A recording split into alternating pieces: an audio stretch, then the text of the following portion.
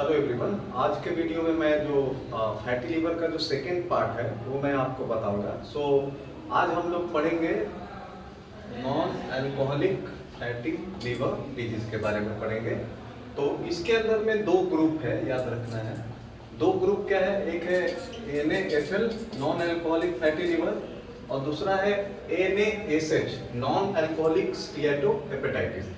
दोनों में डिफरेंस क्या है, दोनों में मेन अंतर क्या है कि नॉन अल्कोहलिक फैटी लीवर में जनरली पेशेंट जो होता है एसिम्प्टोमेटिक होता है, कोई साइन एंड सिम्टम्स नहीं होता है, ये बिनाइन कंडीशन है, इससे कोई हार्म नहीं होता है लीवर को, लीवर के अंदर इन्फ्लामेशन नहीं दिखता है। बट ये जो है NASH नॉन अल्कोहलिक स्टीएटोहेपेटाइटिस, तो इसमें क्या होता है, लीवर के अंदर में फैट जमा होने की वजह से लीवर के अंदर इन्फ्लामेशन हो जाता है, लीवर के अंदर स्कार टिश्यू का फॉर्मेशन हो सकता है इन्फ्लेमेशन होने की वजह से, और बाद में लीवर फेलियर होने के चांसेस बढ़ जाते हैं, और साथ ही साथ हेपेटोसेलुलर कैंसर, लीवर कैंसर होने के भी चांसेस क्या हो जाते हैं, बढ़ जाते हैं। तो NASH जो है नॉन अल्कोहलिक स्टीएटोहेपेटाइटिस, ये डेंजरस है एंड इसकी वजह से लीवर सिरोसिस होने के चांसेस क्या हो जाएंगे, बढ़ जाएंगे, और साथ ही साथ हेपेटोसेलुलर कार्सिनोमा भी हो सकता है, हेपेटोसेलुलर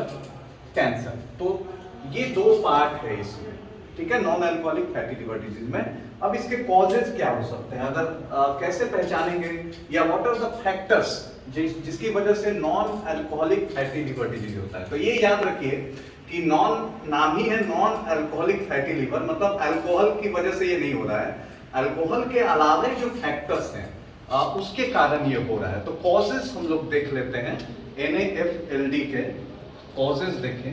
तो कॉजेज में याद रखिएगा, इसको हम लोग ग्रुप में डिवाइड कर सकते हैं। तो पहला कारण क्या हो सकता है, फर्स्ट हो सकता है कोई भी ऐसा क्लिनिकल कंडीशन या कोई भी ऐसा कंडीशन जहां पे there is excess influx of fatty acid in liver. कोई भी ऐसा कंडीशन जहां पे फैटी एसिड का जो फ्लो है लीवर के अंदर बढ़ जाए, मतलब ब्लड के अंदर फ्री फैटी एसिड की मात्रा क्या हो जाए, बढ़ जाए, और वो फ्री फैटी एसिड क्या होगा, एल्बुमिन के माध्यम से लीवर के अंदर ज्यादा मात्रा में जाए। ये कंडीशन कौन कौन से हो सकते हैं, जैसे कि uncontrolled diabetes mellitus, obesity, starvation, है ना।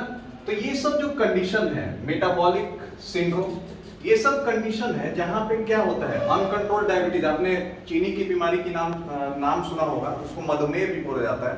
तो जिनका ब्लड ग्लूकोज लेवल बहुत हाई साइड में रहता है, और जो डायबिटिक पेशेंट है जिनका ब्लड ग्लूकोज लेवल नियंत्रण में नहीं होता है, वहां पे भी फैटी लीवर होने के chances, non alcoholic fatty liver होने के चांसेस क्या हो जाएंगे, बढ़ जाएंगे। क्योंकि वहां पे याद रखिएगा कि अगर ये जो कंडीशन है वहां पे फ्री फैटी एसिड की मात्रा क्या होगी, ज्यादा रहेगी ब्लड में। ओके, उसी तरह ओबेसिटी, जो मोटापन आप लोग बोलते हैं, आजकल बहुत प्रिवेलेंट है। डेवलप कंट्रीज जैसे कि अमेरिका हो गया या यूरोपियन कंट्रीज है, वहां पे ओबेसिटी बहुत बड़ा चैलेंज है, क्योंकि उन लोग का डाइट भी वैसा होता है, एनिमल बेस्ड फूड ज्यादा खाते हैं जिसमें फैट की मात्रा ज्यादा होती है। इंडियन सेटिंग में बोले तो अभी ओबेसिटी यहाँ भी शुरू चलन हो गया है, क्योंकि आजकल जो फ्राइड आइटम्स हैं या जो फास्ट फूड है उसके खाने के टेंडेंसी क्या हो गई, बढ़ गई है। मैकडोनल्ड्स खुल गया है, डोमिनोज खुल गया है, उसकी वजह से ओबेसिटी, जो मोटापा और पेट में चर्बी बढ़ने के चांसेस क्या हो जाते हैं, बढ़ जाते हैं। तो ओबेसिटी भी इंडिया में अभी प्रिवेलेंस हो रहा है। उसकी वजह से लीवर के अंदर क्या होता है, ओबेसिटी में अगर देखेंगे तो ओबीज इंडिविजुअल में भी आप देखेंगे, अगर जांच करेंगे तो उसमें क्या नजर आता है कि इंसुलिन सही तरीके से काम नहीं कर पाता है, इंसुलिन रेजिस्टेंस नजर आता है। और इंसुलिन रेजिस्टेंस जब नजर आएगा और इंसुलिन की मात्रा ब्लड में क्या हो जाएगी, बढ़ जाती है ओबीज इंडिविजुअल में, तो उस वजह से क्या होगा, फ्री फैटी एसिड की मात्रा क्या होगा, ब्लड के अंदर बढ़ जाएगा। फ्री फैटी एसिड की मात्रा क्या हो जाएगी, ब्लड के अंदर बढ़ जाएगी और उस वजह से वो फ्री फैटी एसिड फिर कहाँ जाएगा, लीवर के अंदर, और वो क्या बनाएगा, ज्यादा मात्रा में फैट बनाएगा। उसी तरह स्टार्वेशन में भी वही होता है, लाइपोलाइसिस ज्यादा होता है, एडिपोज टिश्यू से फैट जो है, जो ट्राइएसाइलग्लिसरॉल है, वो ज्यादा टूटता है और उस वजह से क्या होगा कि प्लाज्मा में फ्री फैटी एसिड की मात्रा बढ़ेगी। तो बेसिकली होता क्या है, अगर आप डायबिटीज पेशेंट को ले लें, अनकंट्रोल्ड डायबिटीज है, मधुमेह के पेशेंट हो, या उस पेशेंट में जहाँ पे जो बंदा जो बहुत ज्यादा मोटापा का शिकार हो, वहां पे देख लें, या प्रोलॉन्ग स्टार्वेशन, ज्यादा भूखे रहने से भी हमको फैटी लीवर हो सकता है। कैसे होता है, तो याद रखिएगा कि एडिपोज टिश्यू के अंदर आपका क्या स्टोर होता है, ट्राइएसाइलग्लिसरॉल। तो एडिपोज टिश्यू जो है वो क्या स्टोर करता है, एक फैट स्टोर करता है जिसका नाम है ट्राइएसाइलग्लिसरॉल। और ये ट्राइएसाइलग्लिसरॉल जब एक्सेस लाइपोलाइसिस होगा तो किस चीज में टूटेगा, फ्री फैटी एसिड और ग्लिसरॉल। ठीक है, ये याद रखना है। अब ये फ्री फैटी एसिड की मात्रा क्या होगी, ये फ्री फैटी एसिड कहां रिलीज होगा, ब्लड में। तो ब्लड में फ्री फैटी एसिड की मात्रा क्या हो जाएगी, बढ़ जाएगी। अब ये फ्री फैटी एसिड ब्लड में बढ़ा तो ब्लड से ये कहां जाएगा, हमारे लीवर के अंदर जाएगा।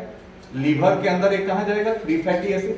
अब ये फ्री फैटी एसिड लीवर में इसका क्या यूज होगा, ये फ्री फैटी एसिड ग्लिसरॉल के साथ जुड़कर क्या बना जाएगा लीवर में, ट्राइएसाइलग्लिसरॉल। तो ट्राइएसाइलग्लिसरॉल की मात्रा क्या होगी, बढ़ गई। और ये VLDL द्वारा, वेरी लो डेंसिटी लाइपोप्रोटीन द्वारा क्लियर नहीं किया जा सकेगा क्योंकि ट्राइएसाइलग्लिसरॉल की मात्रा ज्यादा हो गई है। तो इसकी वजह से क्या होगा, लीवर के अंदर फैट की मात्रा या चर्बी की मात्रा क्या हो जाएगी, बढ़ जाएगी और उसकी वजह से फैटी लीवर हो सकता है। तो कोई भी कंडीशन हो, जैसे अनकंट्रोल्ड डायबिटीज हो, चीनी के बीमारी के पेशेंट हो, या ओबीस इंडिविजुअल हो जो मोटापा का शिकार हो, या स्टार्वेशन के समय बहुत देर तक भूखे रह रहे हैं, उसमें भी नजर आएगा। तो ये तीन कॉमन कंडीशन है जहां पे फ्री फैटी एसिड की मात्रा क्या हो जाती है, ब्लड में बढ़ जाती है और ये फ्री फैटी एसिड लीवर के अंदर जाके क्या बनाता है, ट्राइएसाइलग्लिसरॉल नाम का फैट बनाता है और वो जो चर्बी है हमारे लीवर के अंदर जमा हो जाती है और उस वजह से हमारा क्या होता है, फैटी लीवर हो जाता है। तो ये याद रखिए। तो पहला कारण क्या है कि कोई भी ऐसा वजह जिसके कारण फ्री फैटी एसिड की मात्रा जो है ब्लड में बढ़ जाए और उस वजह से जो इन्फ्लक्स है लीवर के अंदर, फ्री फैटी एसिड के जो इन्फ्लक्स है या जो फ्री फैटी एसिड की जो फ्लो है वो ज्यादा बढ़ जाए।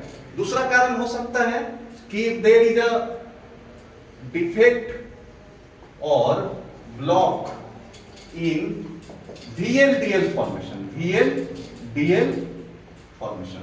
तो कोई भी कारण जिसकी वजह से ये जो वेरी लो डेंसिटी लाइपोप्रोटीन है, आपने नाम सुना है, VLDL क्या करता है, जनरली VLDL का काम है कि लीवर के अंदर ये बनता है, लीवर के अंदर क्या बनता है, VLDL। और ये VLDL क्या करता है, ये TG को कैरी करता है, ट्राइग्लिसराइड को, और ये लीवर से इसको पेरिफेरल टिश्यूज में भेजता है।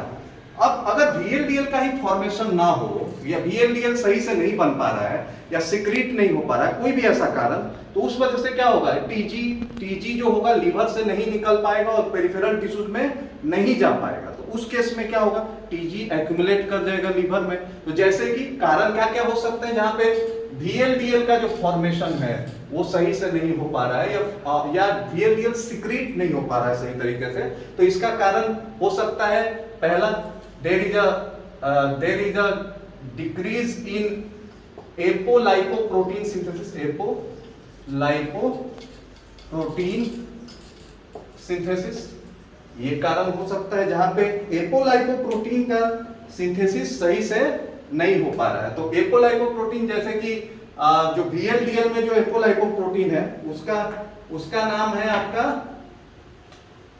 ApoB100।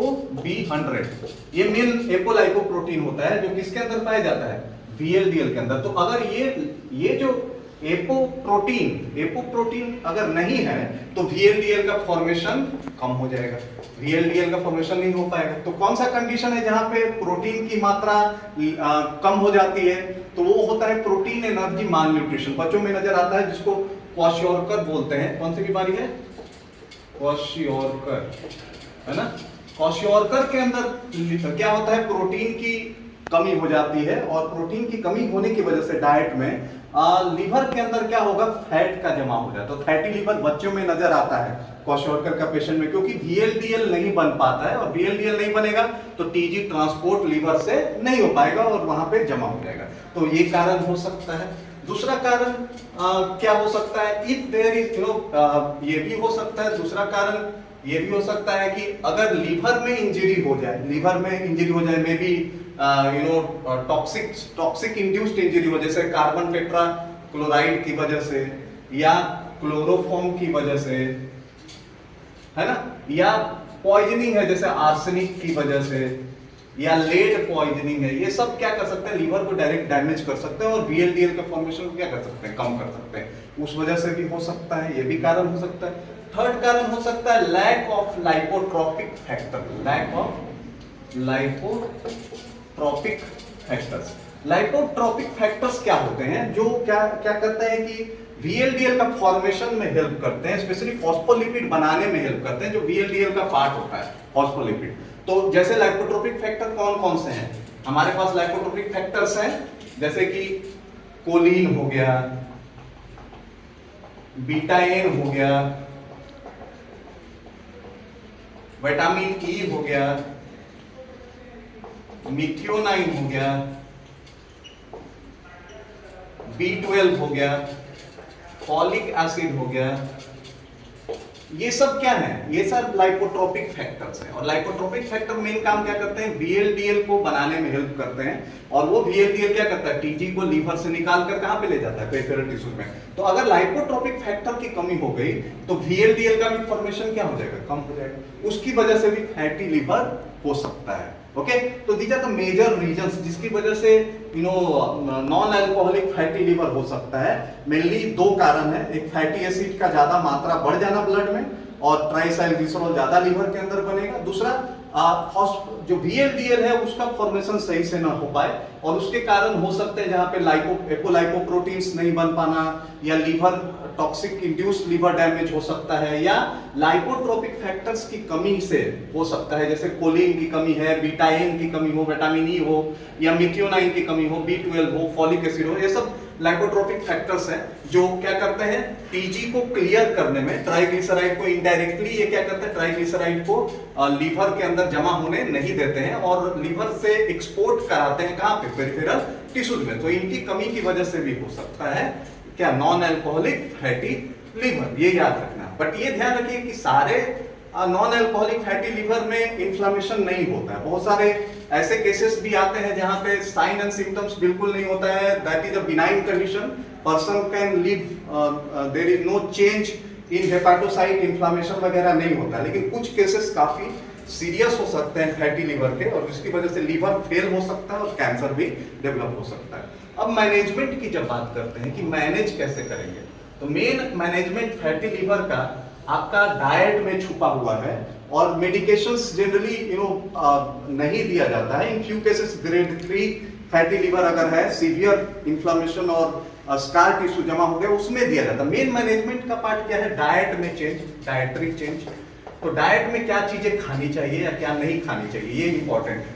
तो डाइट में हमें ज्यादातर जो सैचुरेटेड फैट है, जहां पे फ्राइड आइटम्स हैं जैसे कि बटर हो गया, ज्यादा मात्रा में घी का सेवन, या फ्राइड आइटम जहां पे तेल ज्यादा मात्रा में यूज होता है, या जो चिप्स वगैरह हम लोग खाते हैं, बेकरी आइटम्स हैं उसमें फैट यूज होता है, ट्रांस फैट प्रेजेंट होता है। तो सैचुरेटेड फैट और ट्रांस फैट को अवॉइड करना है, ट्रांस फैट को क्या करना है, अवॉइड करना है, ये हमको नहीं खाना है। रिफाइंड शुगर नहीं खाना है, जो चीनी से बनी जो चीजें हैं, मीठी चीजें, क्योंकि ज्यादा मात्रा में आप चीनी से बनी चीजें सेवन करेंगे तो क्या होगा, फैट में कन्वर्ट हो जाएगा और लीवर के अंदर क्या होगा, वो जमा हो जाएगा। उसके अलावा क्या खाना चाहिए, तो खाना चाहिए वैसे जो ग्रीन लीफी वेजिटेबल्स हो गया, एंटीऑक्सीडेंट रिच फूड्स हो गए, हरा सब्जी खाइए। कैलोरी आपको ध्यान से लेके खाना होगा, ज्यादा मात्रा में खाना नहीं खाएं, कम मात्रा में खाएं। और वेट लॉस करना है ना, वेट लॉस भी करना है। अगर आपका वजन बढ़ा है तो वेट लॉस कीजिए, तो एक्सरसाइज करना जरूरी है। और एक्सरसाइज करेंगे डेली, कम से कम आधा घंटे आपको करना है पर डे, एक्सरसाइज करना है कम से कम 5 दिन सप्ताह में आधे घंटे। तो उससे क्या होगा कि आपका फैट की मात्रा क्या होगी, कम होगी, वजन क्या होगा, कम होगा। उसके अलावा आपको ये भी ध्यान रखना है कि अगर आप एक्सरसाइज नहीं करते हैं तो आप वॉकिंग भी कर सकते हैं, लेकिन ब्रिस्क वॉकिंग होनी चाहिए, ऐसा कि जिसमें पसीना आए शरीर से, फैट लॉस हो। ऐसे धीरे धीरे वॉक करने से काम नहीं चलेगा अगर किसी को फैटी लीवर है। तो वजन लॉस करने के लिए you should do brisk walking और 30 मिनट्स कम से कम करना है, जिससे आपका वजन कम होगा, वजन नियंत्रण होगा, फैट कम होगा, तो ये फैटी लीवर रिवर्स हो जाएगा, फैटी लीवर आपका खत्म हो जाएगा। तो ये याद रखना है। वेट लॉस भी बहुत जरूरी है, डाइटरी चेंजेस भी जरूरी है, और डाइट प्रॉपर होना चाहिए, साथ में एक्सरसाइज भी करना है, वॉकिंग भी करना है। और फूड आइटम्स में आपको ध्यान रखना है कि green leafy vegetable, antioxidant rich food, low calorie food लेना है जिसमें कैलोरी की मात्रा क्या हो, कम हो।